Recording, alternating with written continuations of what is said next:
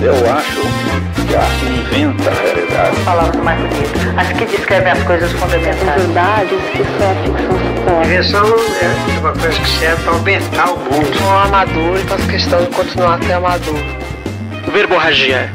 Filosofia, arte e cultura em Fast Forward.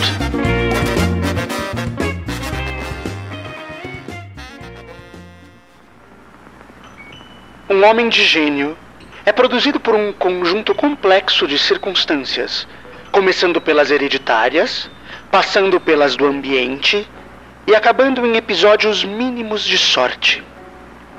Fernando Pessoa.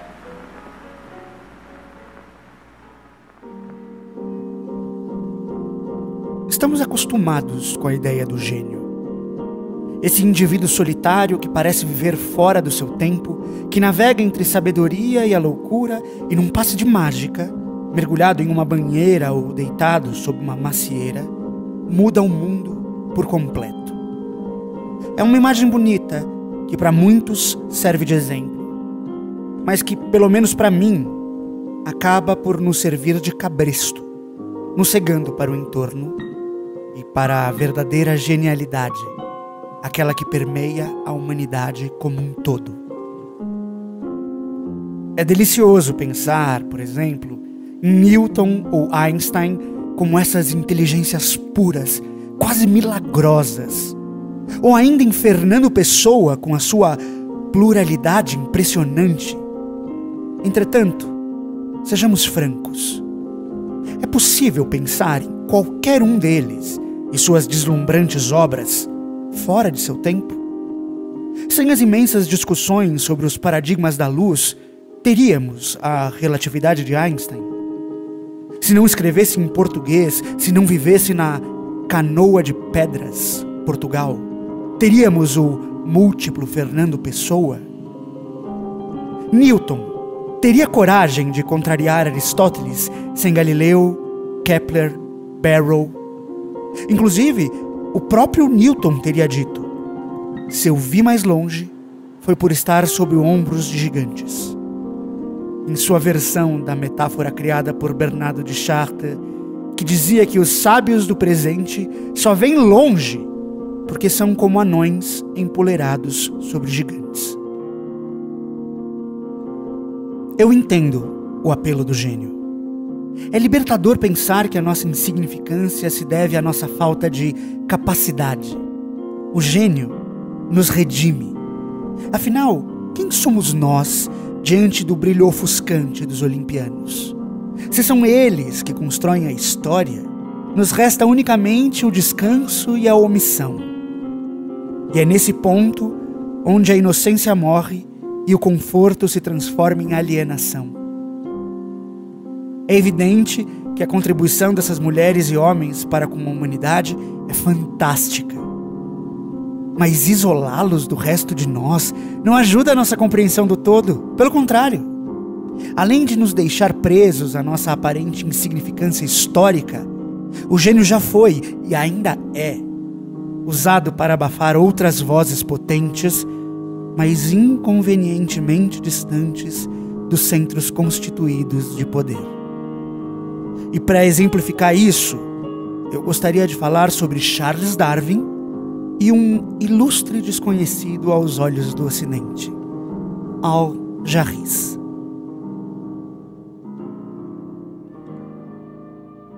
Junto com Freud e Einstein, Charles Darwin é considerado por muitos como um dos arquitetos do século XX. Suas observações, realizadas durante a viagem a bordo do navio Beagle, que deram origem ao livro Origem das Espécies, publicado na metade do século XIX, foram fundamentais para a compreensão final de que o homem não estava no centro da natureza, que essa era muito mais caótica e livre de amarras do que gostaríamos. A seleção natural, que nós insistimos em chamar de evolução, é esse mecanismo básico que, mesmo sem consciência, rege nossas vidas numa escala tão profunda que ainda nos é difícil de aceitar. Tudo o que fazemos, fazemos para nos reproduzir e continuar, ininterruptamente, E nesse caminho aparentemente infinito, vamos sendo selecionados pelo ambiente até que nossos ancestrais sejam quase irreconhecíveis.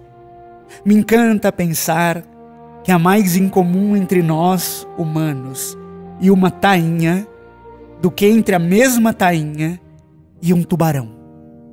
Magnífico. É mais do que evidente que Charles Darwin não chegou a essa conclusão sozinho. Muitos vieram antes dele e cada um deles trouxe sua contribuição para a ideia de seleção natural das espécies. Sem Maupertuis ou Lamarck, seria bem difícil imaginar a teoria de Darwin sendo aceita na academia. Ainda que isso não apague em nada o brilhantismo de Darwin e sua importância histórica.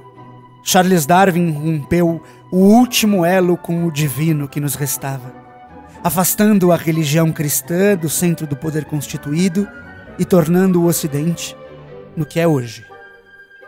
Mas um homem, vindo de um lugar que hoje nos parece improvável, chegou às mesmas conclusões quase 1000 anos antes. Seu nome é longo e, para mim, que desconheço a pronúncia do árabe, quase impronunciável. Mas ele ficou muito conhecido em sua época por seu apelido, o de olhos saltados, ou em árabe, Al-Jarris.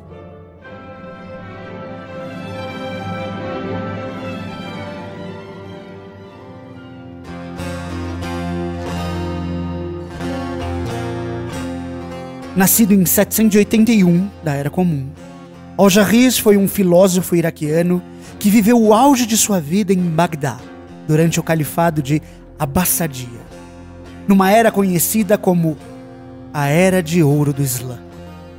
Durante esse período da história, o mundo árabe era o epicentro da produção científica do mundo. Esse califado se baseou no próprio Corão para entender que, nas palavras do próprio Maomé, a tinta de um acadêmico é mais sagrada que o sangue de um mártir. E é nesse contexto que Al-Jarris se dedicou a produzir o seu magnífico O Livro dos Animais, onde descreve o que ele mesmo chama de seleção natural. Sim, o mesmo nome dado por Charles Darwin. Naquela época, instalado em uma cidade que nós, ocidentais, estamos acostumados a pensar como um local desolado, de guerra e obscurantismo, Al-Jarris chegou à conclusão de que os animais passavam características a seus descendentes, que eles competem por recursos e que essa competição seleciona os mais adaptados, transformando-os em novas espécies. Essa ideia reverberou no resto do mundo muçulmano e foi muito bem aceita, chegando a ser chamada, em tom jocoso e depreciativo, de teoria da evolução maometana por alguns dos contemporâneos e conterrâneos de Darwin. É muito difícil dizer com certeza que Darwin conhecia a obra de Al-Jarris. Mais difícil ainda é afirmar que foi influenciado por suas ideias. Mas é inegável que as ideias da evolução já estavam lá, circulando nas terras do velho continente há pelo menos 1000 anos. Fico aqui fantasiando um jovem Darwin, ainda caminhando para uma vida de clérigo anglicano, entrando em contato com essas ideias de um brilhante muçulmano do século VIII, que fariam germinar nele uma das mais importantes teorias científicas da história, que mudaria para todo sempre a humanidade. Hoje, a maioria de nós só conhece Darwin, e isso é triste. Espero que Al-Jarris tenha seu merecido lugar na história, porque ele, Darwin e milhões de mulheres e homens, passo a passo, mudaram e mudarão o mundo. E antes de me despedir de vocês, lhes apresento esse poema de Jorge Luis Borges, para mostrar como cada grão da nossa história foi forjado em conjunto, de mãos dadas, ainda que alguns insistam em nos separar. Com vocês, As Causas, de Jorge Luis Borges. Segue.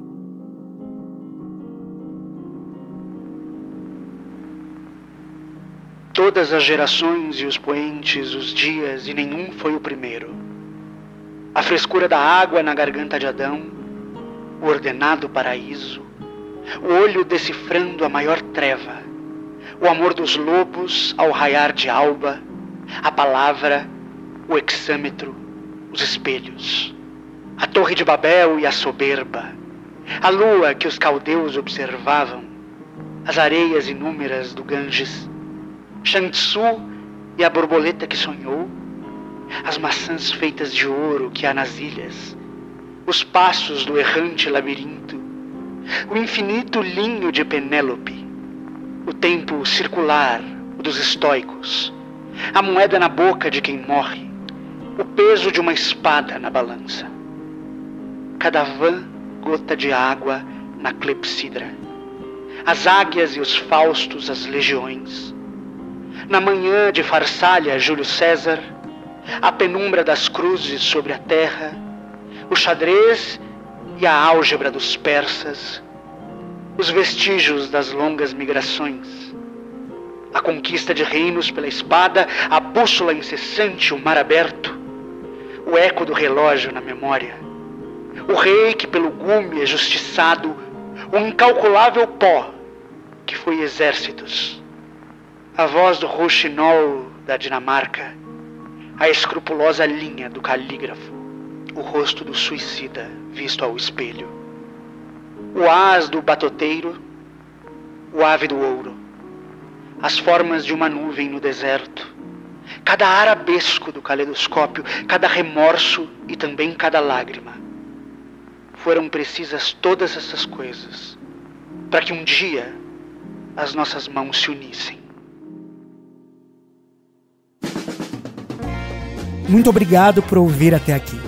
Curta e compartilhe esse episódio para nos ajudar a alcançar um número cada vez maior de pessoas, mas é claro, só se vocês quiserem. Caso queiram falar conosco, podem enviar um e-mail para verborragia ou podcast@gmail.com ou nos procurar em uma de nossas redes sociais. Esse projeto funciona através de financiamento coletivo. Caso queira e possa nos ajudar, entre no endereço www.apoia.se/verborragia-podcast e apoie com o valor que achar justo, que não for dificultar sua vida nesse momento já muito difícil. É preciso estar atento e forte, amigos. É preciso se comprometer com o outro, com a luta. Dar ouvidos à arte, à ciência e ao jornalismo comprometido e sério, porque são eles, e não os que nos querem separados, que vão nos manter vivos, informados e sãos. Até.